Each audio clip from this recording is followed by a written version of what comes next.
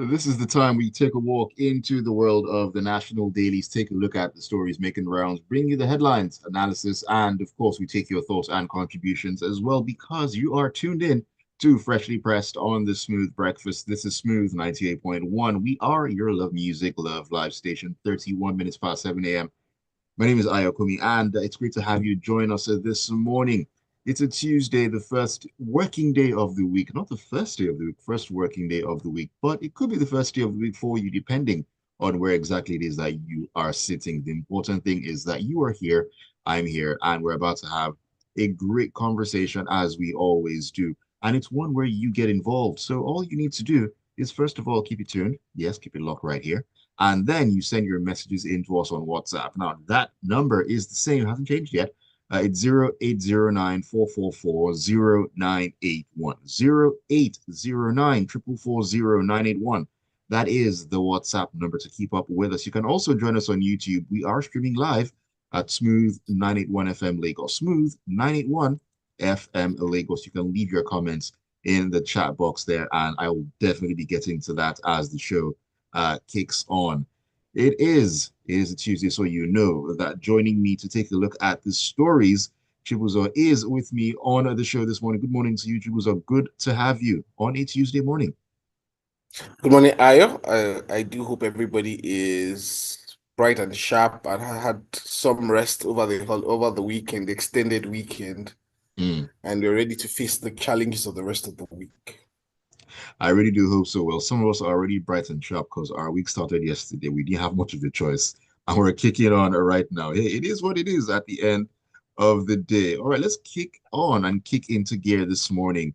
We're going to be talking about matters that have to do with power. It's kind of good. It's kind of good. It's kind of going to be like a double header, a back-to-back one when it comes to matters of power. We're going to start in the punch. First of all, the story says the State House has allocated the sum of 10 billion naira in the 2025 approved budget for the installation of a solar mini grid at Presidential Villa. Now, this follows an increase in the overall budgetary allocation to the State House headquarters, which rose from 47.11 billion naira in the initially proposed 2025 budget to 57.11 billion naira in the approved version. It's about 10 billion naira more. Now, the additional 10 billion was traced to a jump in capital expenditure, which moved from 33.55 billion naira to 43.55 billion naira. Now, a breakdown of the new capital items reveals that the increase was solely due to the planned solar projects titled Solarization of the Villa with Solar Mini Grid, with this full allocation of 10 billion naira.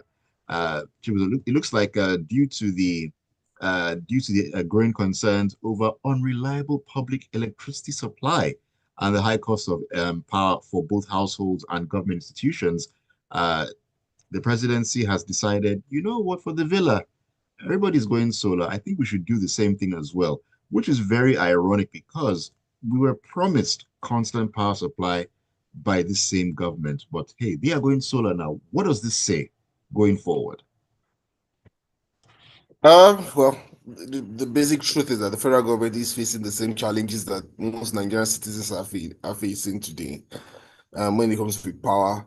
Uh, Given the scale and the positioning and the scale of when I say scale, I mean the amount of use of what the villa would be, amount of power that the villa will be utilizing and the associated buildings around it. I would safely assume that they're band A, their birthday residence or location. So obviously their Mm, bills would be based on that tariff. The story talks about how in 2023 they were paying basically single double digits bills, 28 million, 30 million, and how this now moved to uh this has now moved to triple digits. So as in October they paid a lump sum of about what 300 million. Um, you're seeing basically how they've had about over a 40% increase in their bills. So they said State House spent over 483 million on electricity bills in 2024. Um, you know, so you have what you have basically the electricity usage or the electricity bills for the state house has steadily increased from 2023 to 2020, from 2023 to 2024, and obviously going into 2025 you still have those increases. Mm, And given the fact that the tariffs are not going to be constant, the tariffs won't be constant. If there's another increase in the tariffs, which could happen based on, the pricing models, the access to forex and other factors that actually affect the tariffs that are imposed, it will mean that they will bear a lot more burden. Now, what they are trying to do obviously is what a lot of Nigerians who can afford it, and I use the word afford it, are trying to do around in their various homes, which is basically get off the grid, like at least to a large extent, and power their homes using renewable energy. So if we were in the first world country, I said the great idea, that's what we should be doing. We should be using a lot of renewable energy. We should be more friendly to our environment and all that. And yes, those pluses will come. But yeah, for me, also ask the age-long question about sustainability, about or how we are pricing power. So right. I'll tell you a short story. I think early last year, I tried to do the same thing in my residence, and I went and I walked into one of those shops. By the time I got a bill for what I wanted to do, I just added everything because it was January. I just like, what, I have school fees coming, I have this coming, I have that coming. You know what?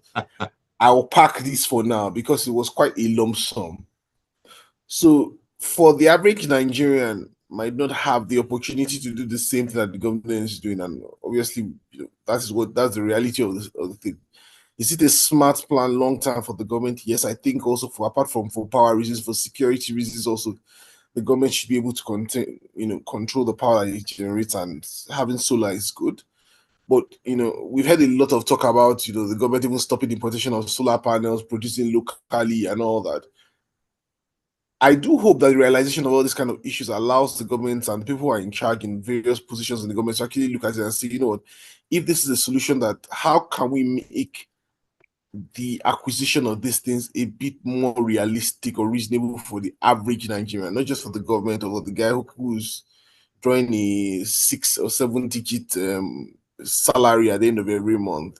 The average Nigerian, how can they be shielded to be able to produce, to be productive in this economy? How can he how can he have enough to be able to have power, to be able to run their small shop, to be able to run their small vulcanizers, so that they are not looking for how to avoid picking payments? Because at the end of the day, it's a cycle. Because the more people that go off the national grid, the less the power companies, discos will earn, the less the gencos will earn, the less they have to reinvest into their businesses. So we need to look at this all, it's an entire wheel, it's a cycle. So it's a longer discussion that, a lot of which is theoretical that we don't have the time to go through. But yeah, the 10 billion cost, if you look at it, let's just count as an investment, because if you're already paying close to 1 billion for last year, you're getting half a billion for last year, and that increases steadily in the next 2, 3, 4 years.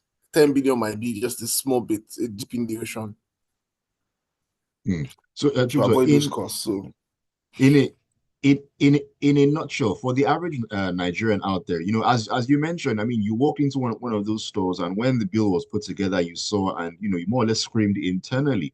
For the average Nigerian, seeing what is going on in the presidency, which is supposed to be, should I say, at the topmost level, does this just tell them that we are more or less on our own on this one? I mean, if at the top level they're having to do this because of the cost of electricity, then we are more or less in soup, as it were. There's really nowhere else for us to turn. If they are turning to, this particular means of getting their own power, what hope then is there for us to actually do so? Because still talking about these power issues, let me just dive into the Daily Post before you answer this question, where it says that Nigeria's electricity generation peak has recorded a steady drop to about 4,742 megawatts in the past 3 days. Now, this is according to the National Grid Performance Report from Thursday, 17th to 19th April 2025. Now, that's a drop of about 531 megawatts in the last 3 days. Now, looking at this as well, it just clearly shows that even the power generation is also dropping. So the power on one hand even being expensive, now it's even dropping. So that's probably going to be a situation where not enough power is being generated. I mean, how is the average Nigerian supposed to mix all these together and make sense of it going forward? So, I was going to respond to the first part of your question with I'm going to respond to the part of your question with the phrase that you said it, not I. When it comes to how does the average Nigerian perceive the government, in fact, that the government is able to be isolated from them, that they're able to afford it, it's just what it is, to be truthful. Either we like it or not, we are still going to have to fund. If the government consumes 1 billion per month on their bills, we're going to have to fund it. It's going to be funded from the state coffers. All they will do is run another budget, supplementary budget or whatever, to fund power to the villa.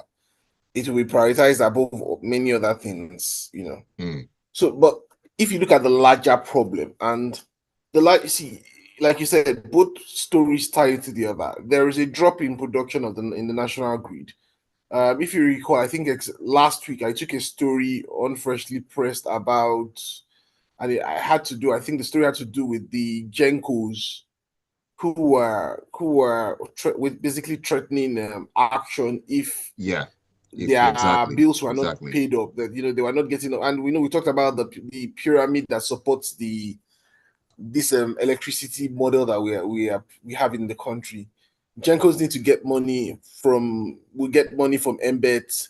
Embed largely is paying up what they get in terms of collections from the discos, which means the average consumer needs to pay up and needs to pay up a substantial needs to pay up the amount that needed to fund it.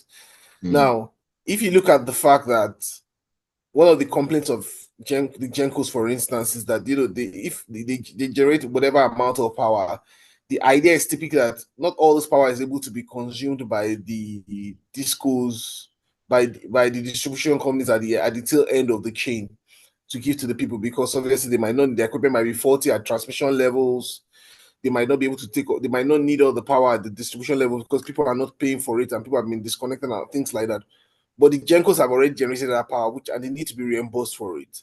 But at the moment, what you're having is a shortfall because Embed is not paying up, or according to story, Embed wasn't paying up the amounts that were generated. They were basically focused on the amounts that were being consumed by the discos. And that in Okay. itself is a problem. So if you think about it, when the government is going to switch off part of its own consumption from national grid, it means that less revenue will be going to the discos, in this case, Abuja Electric, which means there's less amounts of money available to go to the Gencos, which now makes something a shortfall in the amount that Embed is able to pay to the Gencos. So in itself is a cycle. And as much as more Nigerians who can afford it look to go off the grid, you have that same problem. So you have a problem, you have a challenge where there's a need to be able to pay for power generation at an affordable, at not an affordable price, at a realistic price that be able to fund the businesses that are or the investments that are going into this. Now, there are the two thoughts, what they try to do with the band A, band B, band B, C thing is to say, what, we understand that not everybody's going to be able to pay what the amount is. We're going to segment this market and we're going to see how we can spread this burden. But even at that, we're saying that it's still not enough. And if you look at the other tail end, you're looking at the guys who cannot afford to, who are bearing the burden of the power thing, because obviously so you look at how the economy is going and the purchasing power of the average Nigerian is. Okay. If the average Nigerian's purchasing power was high or very high, then power consumption would probably not be problem. But it's also a chicken and the egg problem, because if you look at the fact that you have a large informal economy, you have the guy who's the woman who is grinding pepper. Maybe she's grinding pepper adjacent to a street that is unfortunately in band A.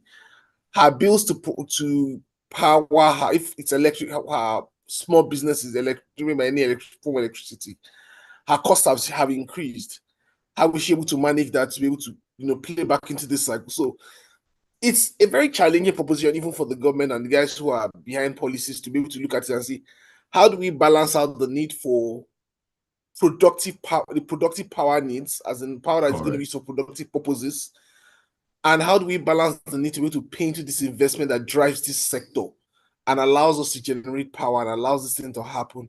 At the same time, also power the need for people to this shared wallet thing that people have to not only pay out of the small meager wages they make, not only pay for power, but have to pay for their meals, pay for education, pay for health, and every other thing they need. So it's a big challenge for everybody. And we hope, you know, Nigerians are keeping their fingers crossed to see how we can get there. But renewables for me is one way.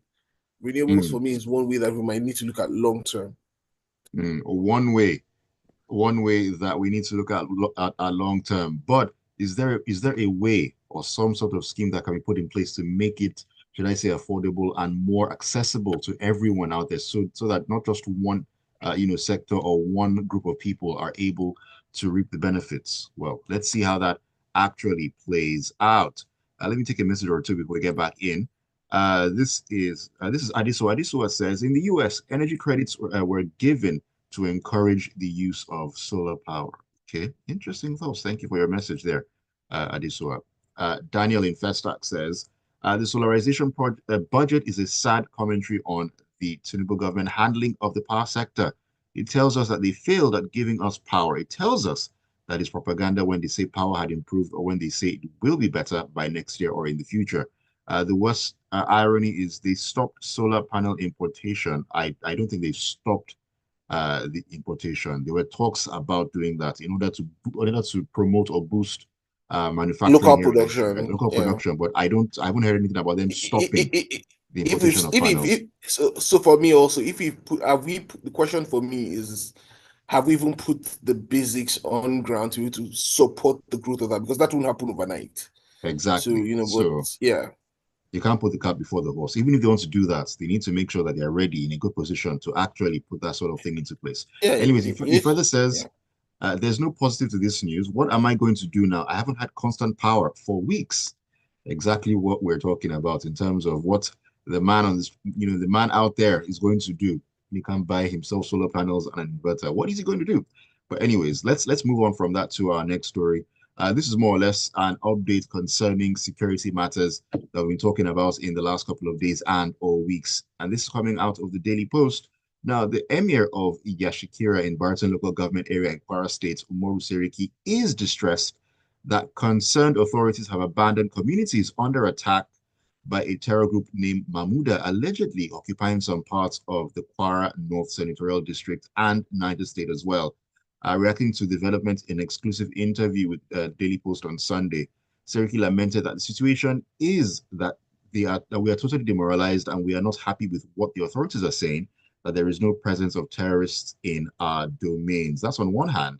It's also interesting to note that the police have refuted those recent reports of the emergence of Mahmuda in Kayama and Barton local government areas of Kwara State. Now, according to the state public relations officer, that's Adetun Ejire Adeyemi, he said the police threat assessments, intelligence, surveillance, and tactical reconnaissance operations in these areas yielded no evidence of insurgent activity, and so on and so forth. Now, Chibuzor, the emir in that area, and people are saying that these people are among us. So police are saying, no, that is not the case. Looking at how things have played out recently, I mean, is there a reason to take what the police have said with a pinch of salt? Um, I typically, when I hear stories like this, I would be laughing if people were not crying. Let me Mm, just put it that way. Um, so the emir of a particular location comes out and says, there is this thing happening in my domain, and you have a federal police system. Obviously, they have presence within the state who are saying, oh, they've done their recognizance, they've done their investigations, they can't see any proof thereof. That this is the basically saying that the claims of the emir and the people are false. Now, even if because I do understand when you try to do investigations over instances and you cannot find the issue in itself, or you cannot find proof of the issue over a period of time, how you communicate your feedback also is key, right? You might not be able to find at the time because obviously when you might be doing your investigation and that's you are not able to readily find evidence, and but that evidence might come out, maybe that evidence now becomes evident maybe months afterwards, and you now have to go back and lick your wounds, or you go and tell people, oh, this is you missed it the first time. So I am a bit worried when the police and security forces always seem to be in a hurry to paint the picture that nothing is wrong, because it looks more like they are more interested in how it makes them look than how the impact on the people. Because what I will be saying is that, see, if somebody comes and claims, so we've had at least 15 people killed, vigilantes or whatever, whoever they are, vigilantes, citizens, I would expect that we have 15 bodies at least to be buried. Hmm. And there's evidence thereof. And the police is on a normal day will be doing an investigation to find out how did these people lose their lives, right? Right, That right. is what I expect. So the truth is that, see, at times I'm also a bit wary, and I do understand the police and security forces reluctance at times to jump to the conclusion that there's a new group or there's some new terrorist group or whatever, because I think even the basic Nigerian is even tired and almost wary of having to open up the pages of the newspaper and see the papers every day and see there's a new group, ABCD, whatever they are everywhere. And what we've also seen is that smaller groups, criminal, basic, your everyday knock on wood criminal, have taken advantage of this particular environment to Exactly. perform their own crime. So, hey, there's a talk that there's this big whatever group happening. You see this group of one or two people, they going on their kidnapping or robbery and stealing exploits under the guise that they are this bigger, more powerful entity that people cannot touch or look at. So there is the possibility of that, but I would hope that the police and security forces go back, pay a lot more heed to what the emir has said, because and this is where it's a bit of irony, because same people in government, same people in power would come out and talk about those citizen policing, neighborhood policing, but this is where the locality, the people in charge of the locality are giving you what what they appear to be feeling or what they have seen. So if there are 15 bodies, do the investigation and see where did the 15 bodies emerge from? Who Hmm. was responsible for it? What is happening? Because the flip side of this is that if nothing is done, and months afterwards, we heard that there was an emergence of this group that came out from there and they've grown and whatever. The questions to be asked are what was it done? What was done when they first started? Did we have the opportunity to nip them in the bud and we failed to do so? And that continues to remain the story of Nigeria and how Nigeria has treated a lot of these issues over the years. They start small, we don't deal with them, they explode, and under them, you have the umbrella that a lot of other smaller criminals hide around and do their own business and make this country continuously unsafe. So, the people of Kwara would not want the instability that is you're seeing in places like already Niger. Niger, you're seeing a bit of more resurgence in Plateau, in Benue, across Hmm. what we call North Central Nigeria. As it comes, and obviously once it comes to Kwara, then you're thinking, oh, will it get to Kogi? Will it get across the border to the southwest? It's worrying. So I think the police needs to go back, liaise with the community and do a lot more to be able to at least give the community on comfort that they are safe.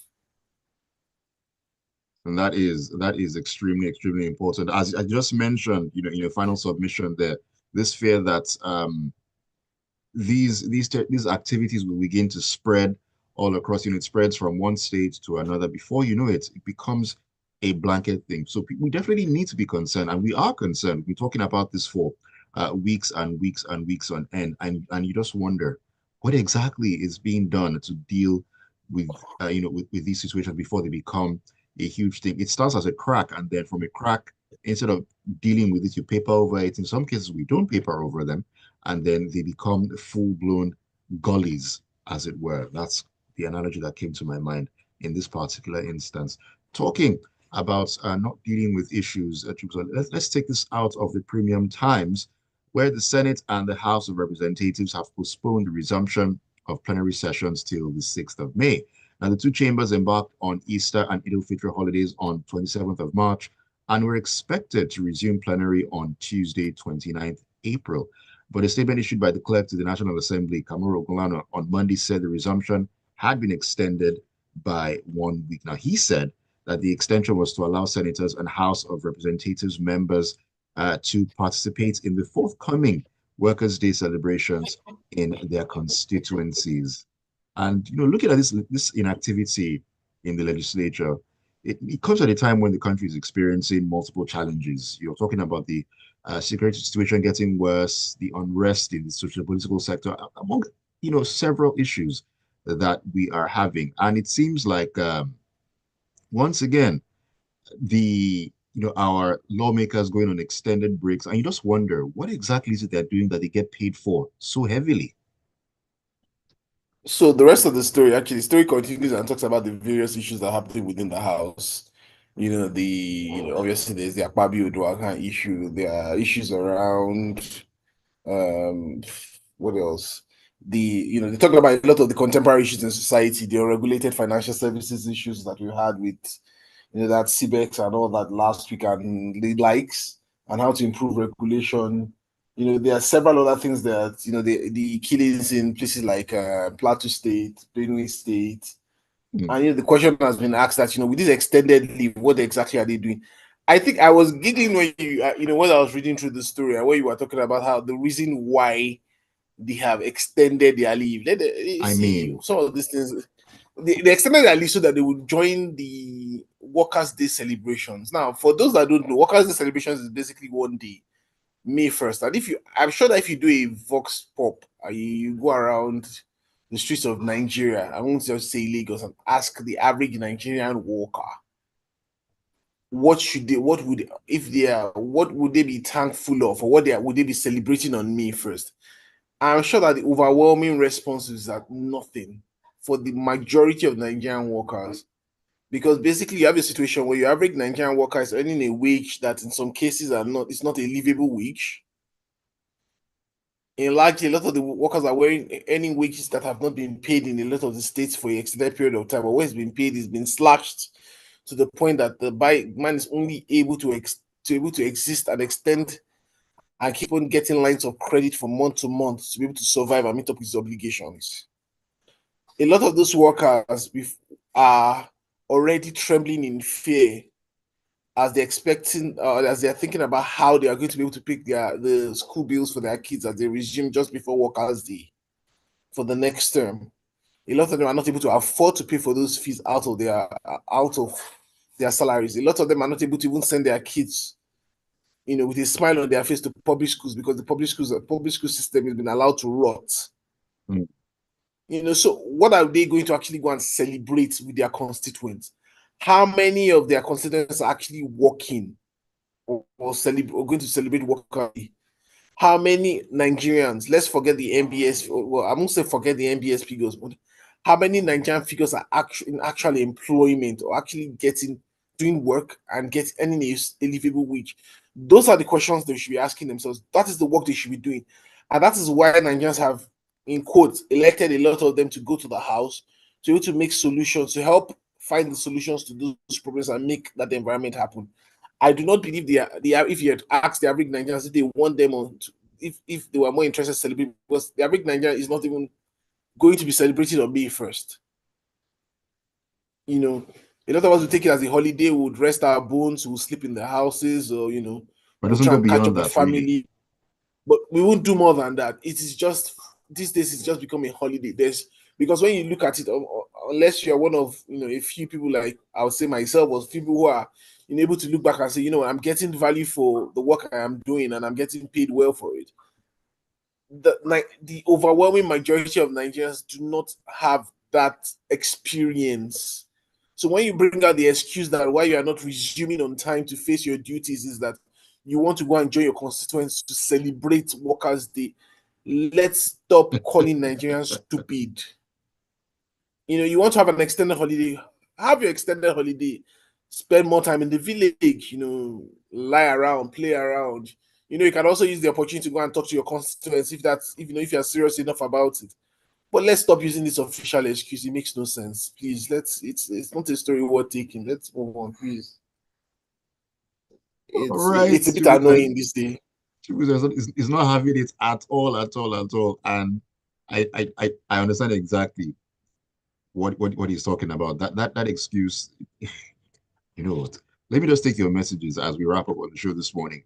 On YouTube, Miriam Juma says the moment the federal government stops using electricity, they won't see the need to make it better. You think?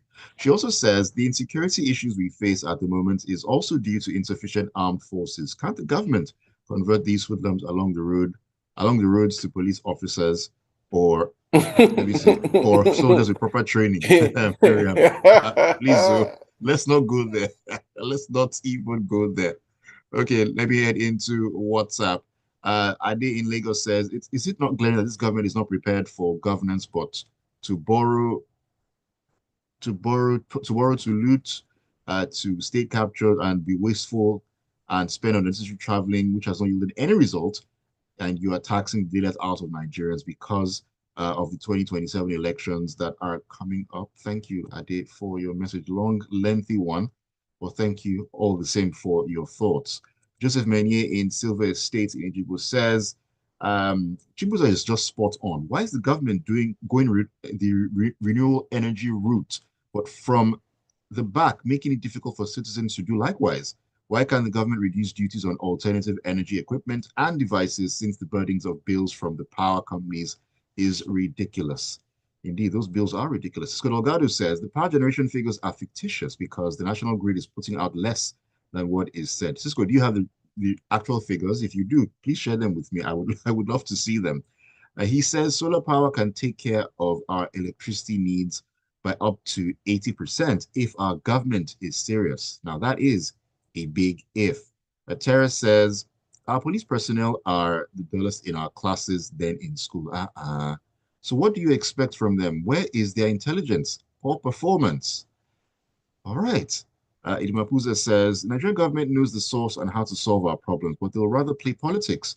Open grazing should be banned. Let's start ranching like it's done in advanced countries. Killings would automatically cease. Is it that automatic? I mean, it's a start, but would it be that automatic? King Joe says, do we think the House is there for our benefits, if not for their own personal gain only? Well, they keep, making it more and more obvious every single day. Ibrahim Zakari says, happy Easter to you in arrears as well. Ibrahim says, it's sad. I don't like to sound like a broken record. If you're looking for an unserious and lackadaisical government, this present one is. Who does that in a country where even we that live here and have our siblings in the northeast and central steeper than I open, the three arms of government are on holiday? There is God. Indeed, there is. And Adeboyega Adidiji says, when the oppressor discovers that the oppressed are able to stand and fight for what is theirs, the oppressor will back off and there will be peace. I subscribe to self-defense suggested by five-star Nigerian military general Theophilus Danjuma for those living in affected areas where bandits frequently operate in Benue and in Plateau. Enough is enough. Well, there's a lot to be said about that, Adegwega, Adedeji, but thank you for your message. We really have to call it a morning. Thank you so much for all the messages and keeping it tuned and keeping it here on Smooth 98.1. Big thank you to you, Chibuzor, for joining me this morning. Always a pleasure having you on the show. It's been my pleasure. Have a lovely day. All right, have a lovely, lovely Tuesday and a great rest of the week. And of course, keep it tuned to Smooth 98.1 because the great stuff never stops on the Smooth Breakfast. 8:15, we'll take a walk into the Grapevine. Irabo will join me for that one. It's all about the entertainment and so much gist coming your way.